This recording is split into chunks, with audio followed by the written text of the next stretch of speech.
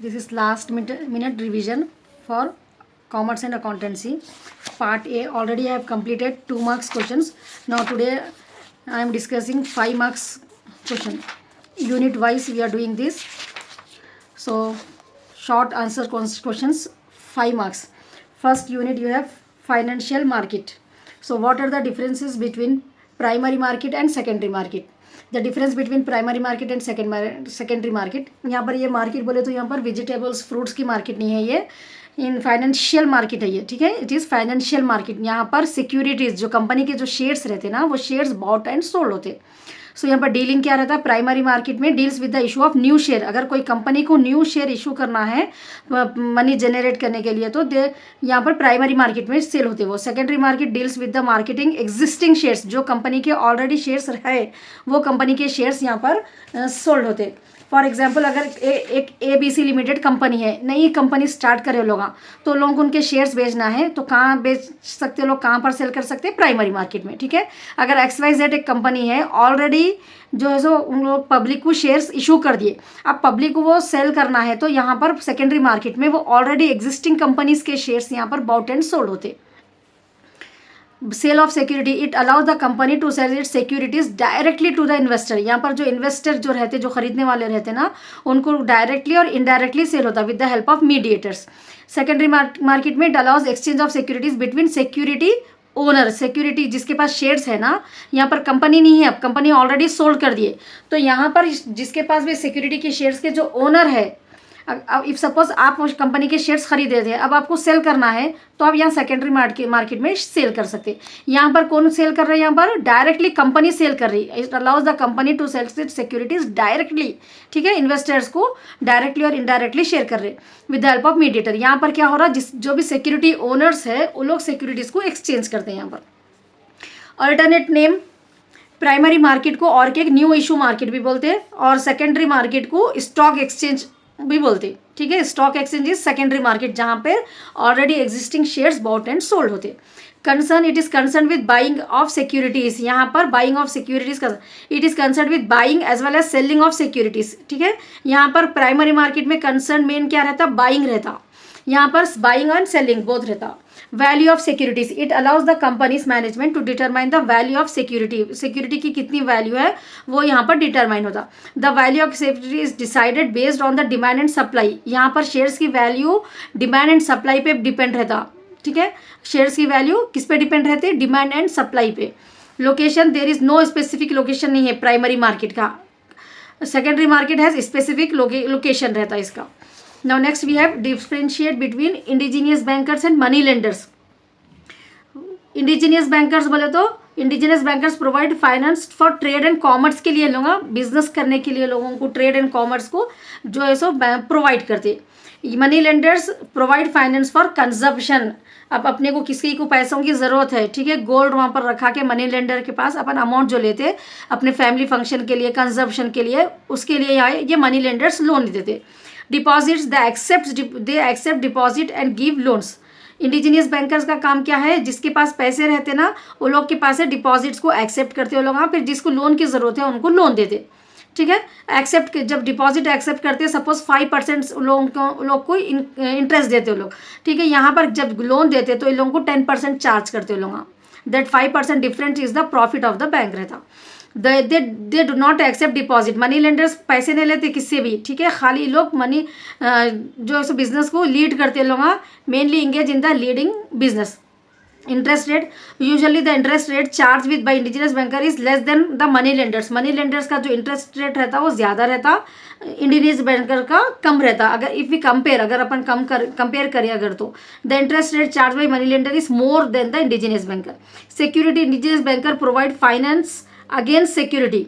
ये लोग जो है सो सिक्योरिटी वो करते. यहाँ पर usually money lenders won't demand security for providing finance. Money lenders जो है सो इंटरेस्ट हाई चार्ज करते, so sometimes they won't ask security also. So business area these are largely based on urban area में है ये.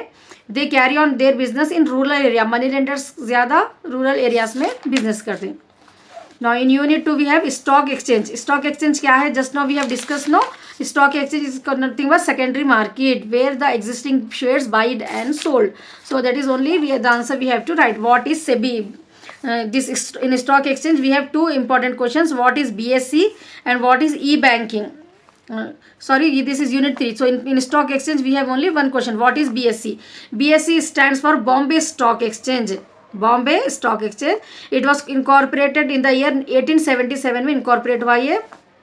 BSE was known as the Native Stock and share broker association पहले इसको क्या बोलते थे? BSE को native stock and share broker association बोलते थे previously. The two main objective behind establish of BSE are first protection of character and image of brokers जो भी रहते ना, जो स्टॉक एक्सचेंज में बाई एंड सेल करने के लिए हेल्प, मीडिएटर्स के जैसा जो रहते ब्रोकर्स, उन लोगों के कैरेक्टर को और इमेज को प्रोटेक्ट करने के लिए स्टॉक एक्सचेंज स्टार्ट हुआ.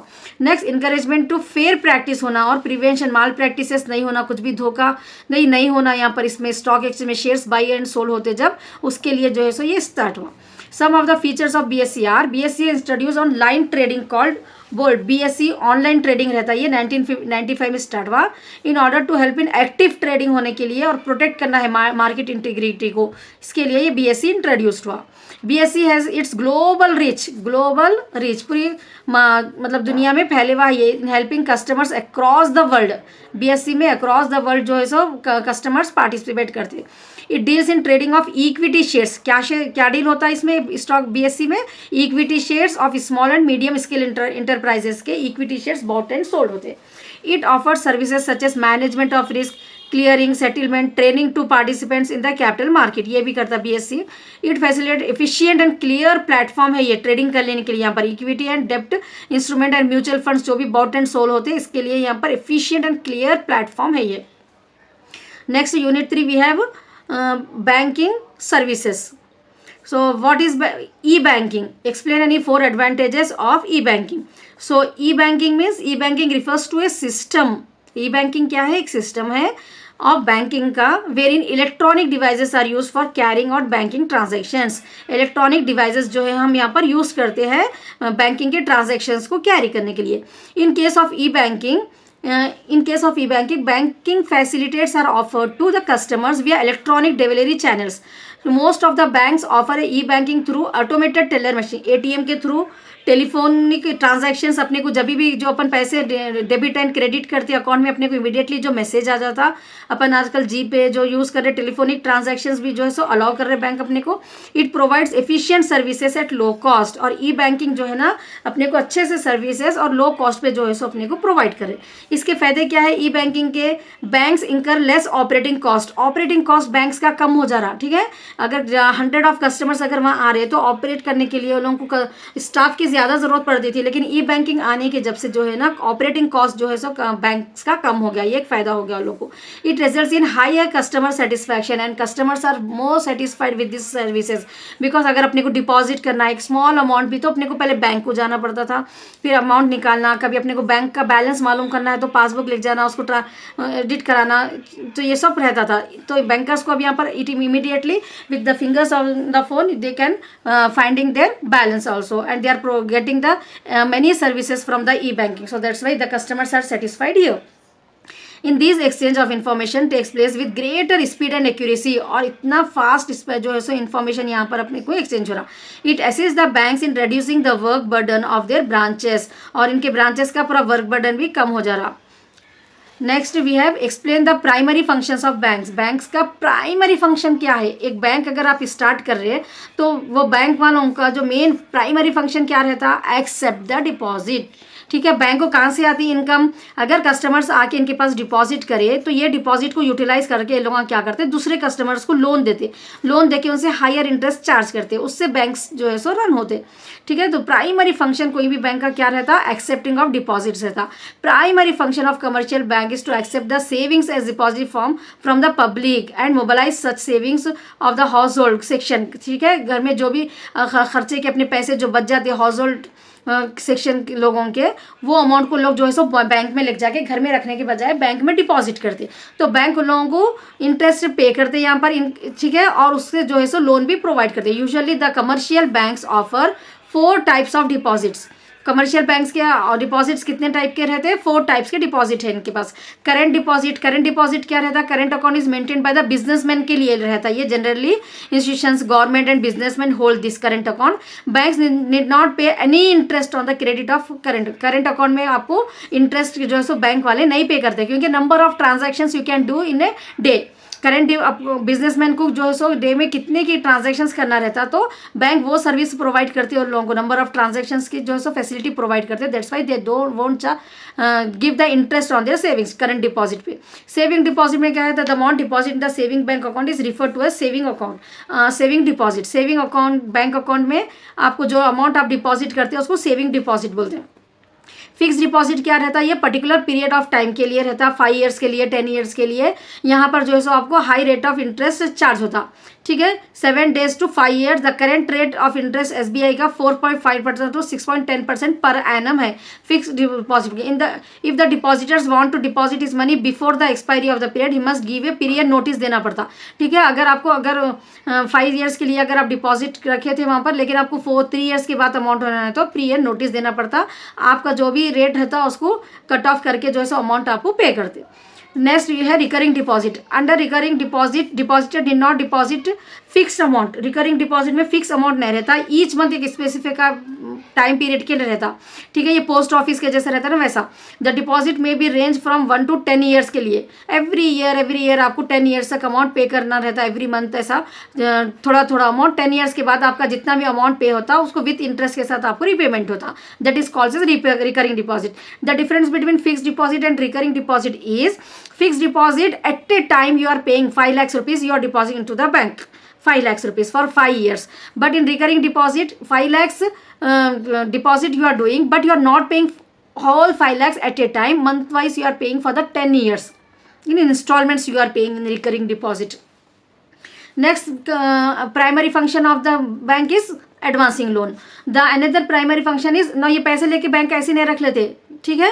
अब यहाँ पर फिक्स डिपॉजिट वालों को, रिकरिंग, इन लोगों को इंटरेस्ट जो पे करना रहता, तो वो अमाउंट, वो मनी को लोग लेके क्या करते, जो भी डिपॉजिट आ गया उनके पास, एडवांस लोन देते। वो लोन से लोग इंटरेस्ट चार्ज करते, that public will give the interest to them, ठीक है। सपोज ये बैंक है, ये ए कस्टमर है, सी ए कस्टमर है।